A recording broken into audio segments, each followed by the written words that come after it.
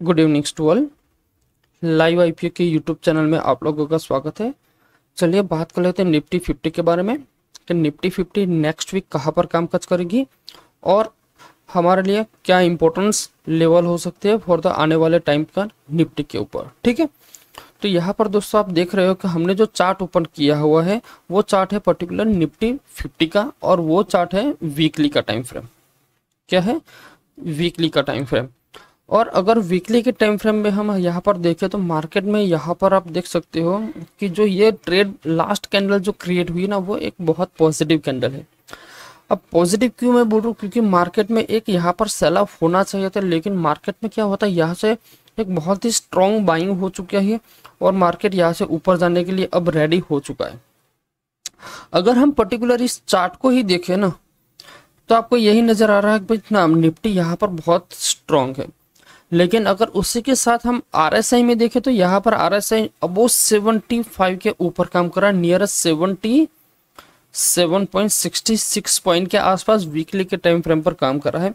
अगर मैंने क्या बताया था कि 70 to 75 के आसपास हो सकता है कि कोई भी इंडाइसेस इस जोन के अंदर एक पर्टिकुलर रेजिस्टेंस क्रिएट करता है और मार्केट में एक छोटा सा सेल ऑफ आता है।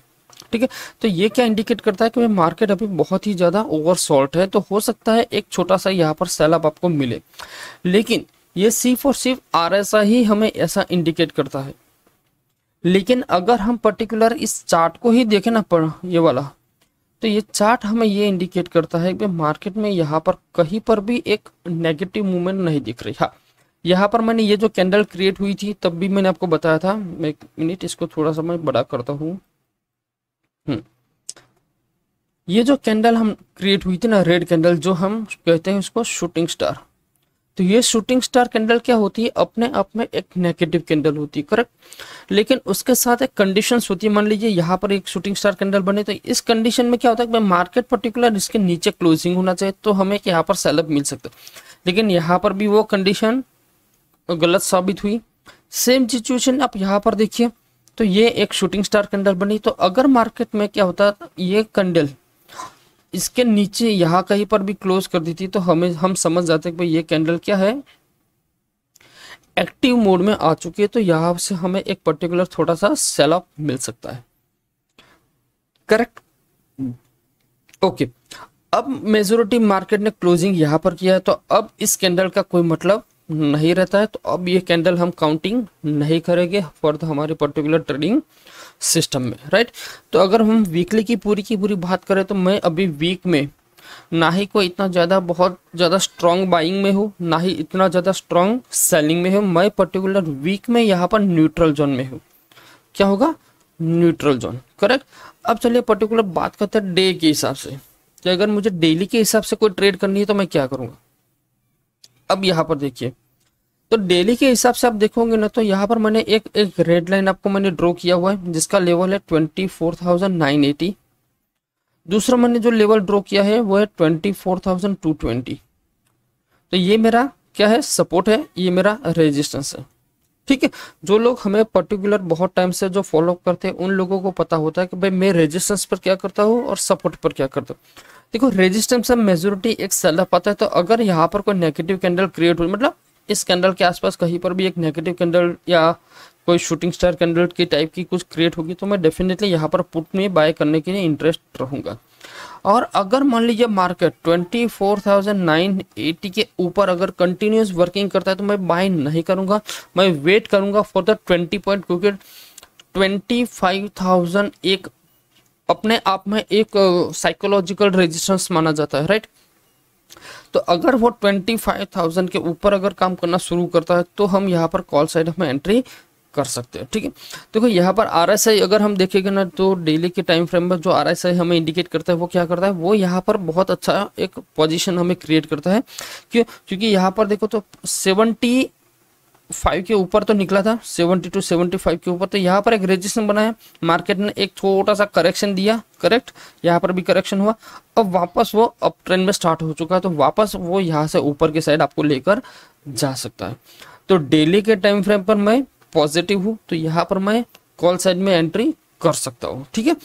लेकिन अगर मैं वीकली के टाइम फ्रेम पर हूँ तो वहां पर मैं न्यूट्रल हूँ, ठीक है। ओके, अब बात करते थे 5 मिनट के टाइम फ्रेम पर। ओके, तो 5 मिनट के टाइम फ्रेम पर आप अगर देखोगे तो यहाँ पर भी अभी भी मार्केट में कोई इतना ज्यादा ओवरसोल्ड है नहीं फॉर द डेली के टाइम फ्रेम। मतलब यहाँ पर और ऊपर जाने की स्पेस अभी भी बाकी है फॉर द एज पर द RSI की वैल्यू के हिसाब। देखो यहाँ पर जैसे ऊपर चलता है तो यहाँ पर थोड़ा सा अलर्ट रहना पड़ता है, यहाँ पर थोड़ा अलर्ट रहना पड़ता है।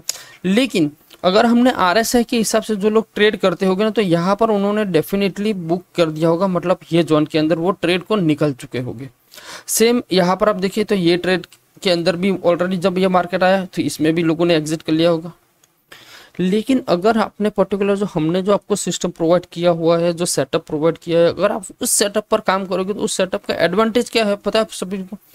बहुत ही कम लोग होते हैं जो पर्टिकुलर एक ही सिस्टम या एक ही सेटअप के ऊपर काम करते हैं, ठीक है।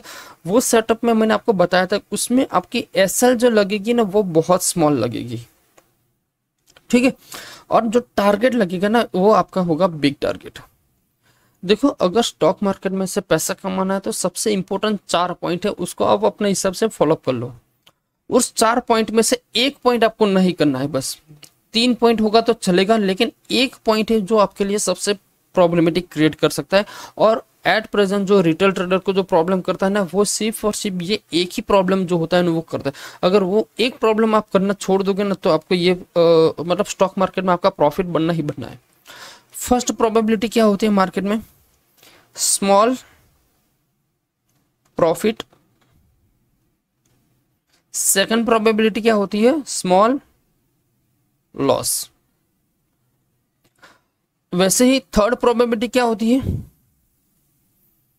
Big profit. और फोर्थ बिग लॉस।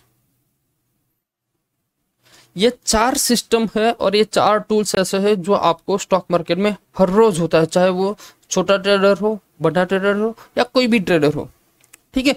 अब इसमें से अगर मान लीजिए आपका स्मॉल प्रॉफिट होगा कोई इशू नहीं, तो आपको कोई प्रॉब्लम्स क्रिएट नहीं होगा।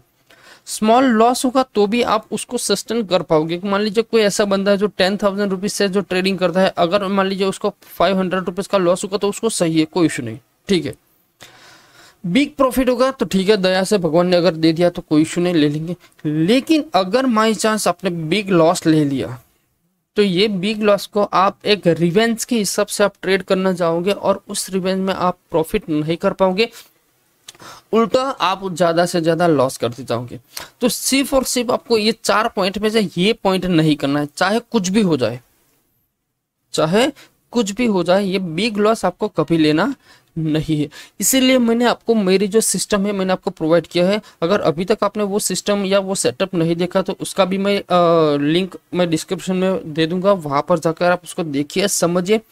उस सिस्टम के अंदर मैंने आपको रूल्स रेगुलेशन सब कुछ मैंने आपको प्रोवाइड किया हुआ है, ठीक है, कि कब आपको एंट्री करना चाहिए, कब उसको एग्जिट करना चाहिए, कहाँ पर आपकी SL लगेगी, कहाँ पर आपको एग्जिट है, वो सारा का सारा पॉइंट मैंने उसमें बताया। फिर भी पर्टिकुलर मैं आज इस वीडियो में भी मैं एक बार रिपीट में आपको बताता हूँ कि हमने इसमें क्या करना है। देखो एक होता है EMI का एक क्रॉस सिग्नल लगाना है और एक सुपर ट्रेंड लगाना है, ठीक है। ओके, अब मैं इसको छोटा सा बड़ा करता हूँ। हाँ यहाँ पर देखिए, तो उसमें हमने टोटल हमारी 4 कंडीशन थी। 4 कंडीशन में से फर्स्ट कंडीशन क्या थी कि 50 डे मूवी EMI को क्रॉस करना चाहिए, कोई भी कैंडल ऊपर की साइड या नीचे की साइड। फर्स्ट कंडीशन ये है। सेकंड कंडीशन क्या है हमारा? सुपर ट्रेंड भी हमारा पॉजिटिव इंडिकेट करना चाहिए, ठीक है। थर्ड कंडीशन क्या है कि भाई 20 EMI जो हमारा है वो राइजिंग होना चाहिए, मतलब अप ट्रेंड या डाउन ट्रेंड, मतलब जिस भी साइड आप जाते हो, मतलब कॉल साइड जाते हो तो राइजिंग होना चाहिए, अगर पुट साइड जाते हो तो फॉलिंग होना चाहिए, ओके। और जो फोर्थ कंडीशन है वो एप्लीकेबल नहीं है, लेकिन उसको अगर वो होता है तो इस वेल एंड गुड, लेकिन वो कंपलसरी नहीं है कि वो होना ही चाहिए। फोर्थ कंडीशन ये है कि जो पर्टिकुलर इस 3 सिस्टम के हिसाब से जो पर्टिकुलर एक कैंडल बनती है वो क्या बुल पावर कैंडल है या बेरिश पावर कैंडल है, वो आपको देखना होता है। लेकिन ये इसकी मैंडेटरी नहीं है, वो होगा तो भी चलेगा, नहीं होगा तो भी चलेगा। लेकिन अगर ये 3 कंडीशन फुलफिल होती है तो आप डेफिनेटली यहाँ पर आप ट्रेड ले सकते हो।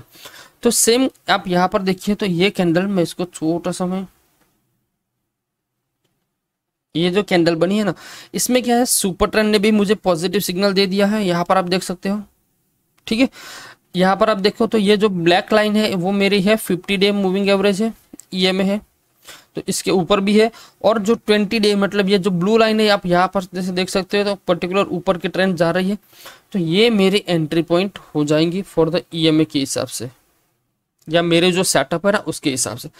ओके, यहाँ पर एंट्री तो हमने कर दी, अब एग्जिट कहाँ पर करना है। एग्जिट के लिए 2 पॉइंट होता है, या 2 सिस्टम मैंने एग्जिट के लिए लगाया हुआ है। एक होता है जहां पर आप एंट्री करते हो, उसका एक तो जो लास्ट जो स्विंग रहता है ना, वो आप एक एसएल के हिसाब से यूज कर सकते हो, या फिर पर्टिकुलर मैं आपको मानूंगा कि आप सुपर ट्रेंड का जो लो है वो आप अपने हिसाब से एसएल मान लीजिए। अब आप पूरा दिन देखिए, यहाँ पर एंट्री करने के बाद पूरा दिन देखे तो कहीं पर भी आपको सुपर ट्रेंड ने आपको रेड इंडिकेशन मतलब एक नेगेटिव साइन दिया ही नहीं। तो मतलब आप अगर यहाँ पर एंट्री करते तो आप मान लो जितना भी आपका लॉस था वो सारा का सारा एक ही दिन में आप यहाँ पर कवर कर सकते थे। ये होता है एक पर्टिकुलर किसी भी एक सिस्टम को फॉलो करना। देखो मैं ये नहीं बोल रहा हूँ कि हमारे सिस्टम में एसएल नहीं लगता, एसएल डेफिनेटली लगेगी। आप 10 ट्रेड लोगे तो हो सकता है 5 ट्रेड में एसएल लग जाएगी, 5 ट्रेड में आपका प्रॉफिट भी हो जाएगा। या मैं तो मानूंगा कि भाई चलो मान लीजिए 6 ट्रेड में एसएल लग गई, सिर्फ 4 ट्रेड में ही हमारा प्रॉफिट लगे, क्योंकि ऑप्शन बाइंग में क्या होता है पर्टिकुलर कि हमारे प्रोबेबिलिटी होती है वो नियर 30 to 35 के आसपास होती है, और जो सेलर होता है उसकी प्रोबेबिलिटी होती है 70 to 65 के आसपास रहती है। तो यहाँ पर आप मान लीजिए कि आपने एक ट्रेड लिया, मान लीजिए यहाँ पर आपकी एसएल जाती तो आपका मैक्स टू मैक्स लॉस कितना हो रहा था, यहाँ पर कितने पॉइंट का मैं आपको दिखाता हूँ। देखो मैक्स टू मैक्स आपका लॉस था 100 पॉइंट। 100 पॉइंट के हिसाब से हम काउंटिंग करें तो अगर निफ्टी में हम 100 पॉइंट्स काउंट करते हैं तो हमारा जो इंडेक्स होगा ना, तो इंडेक्स का जो प्रीमियम होगा उसके अंदर आपका लॉस होगा 60 पॉइंट। तो 60 पॉइंट हम यहाँ पर बैर कर सकते हैं। लेकिन अगर हमारा टारगेट हमारा फेवर में जाता तो हमें कितना प्रॉफिट मिलता है, अब देखिए नियर 500 पॉइंट्स। कितना, 500 पॉइंट्स। अब आप मान लीजिए आप 500 पॉइंट अगर आप प्रॉफिट लेते हो तो आप 500 के अगेंस्ट कितने लॉस ले सकते हो। 5 ट्रेड अगर आपके लॉस में भी चले जाएंगे ना तो भी आप डेफिनेटली प्रॉफिट में रहोगे। इसलिए मैं आपको बोलता हूँ कि सिस्टम को फॉलो कीजिए। ऐसा नहीं है कि किसी का टिप्स या किसी का कॉल लेकर आप ट्रेड करोगे तो आप प्रॉफिटेबल बन जाओगे, कभी नहीं बन पाओगे। जिंदगी में आप याद रख लो कि किसी के भी टिप्स पर आप काम करोगे आप जिंदगी में भी प्रॉफिटेबल ट्रेडर नहीं बन पाओगे, नहीं बन पाओगे, नहीं बन पाओगे। ठीक है, इसीलिए बोल रहा हूँ कि आप अपने खुद की एक सिस्टम डेवलप कीजिए, या फिर मैंने जो आपको सिस्टम दिया उस सिस्टम के ऊपर आप काम कीजिए, उसको आप अपने हिसाब से थोड़ा सा मॉडिफिकेशंस कीजिए। उसके अंदर हो सकता है आप अपने हिसाब से इजी स्टेप्स थोड़े से यूज कीजिए, हो सकता है आप इसके अंदर थोड़े से आप अपने खुद के रूल सेट कीजिए, तब जाके आप ट्रेड करोगे तो बहुत मजा आएगा।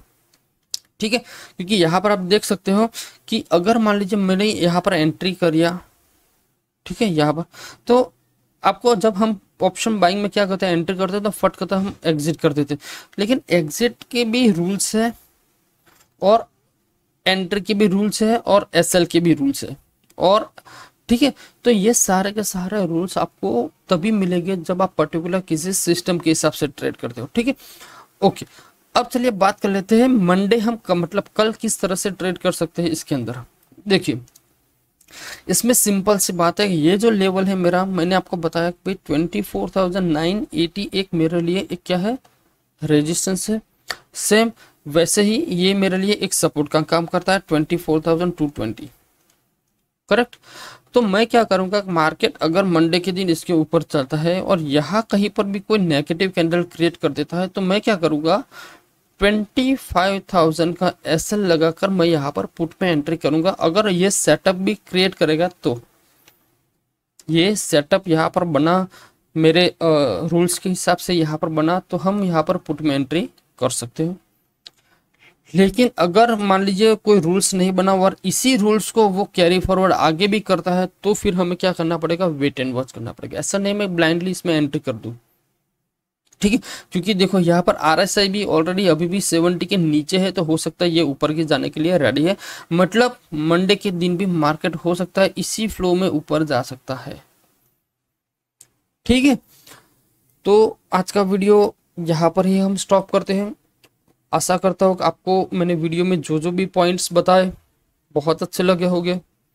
अगर आपको इस वीडियो से छोटा मोटा भी कोई लर्निंग मिला हो, कुछ सीखने को मिला हो, तो वीडियो को लाइक एंड शेयर कर दीजिए। चैनल पे आप फर्स्ट टाइम हो तो चैनल को सब्सक्राइब कर लीजिए। ठीक है, आने वाले टाइम पर भी आपको मैं अच्छे अच्छे से लर्निंग में प्रोवाइड करूंगा।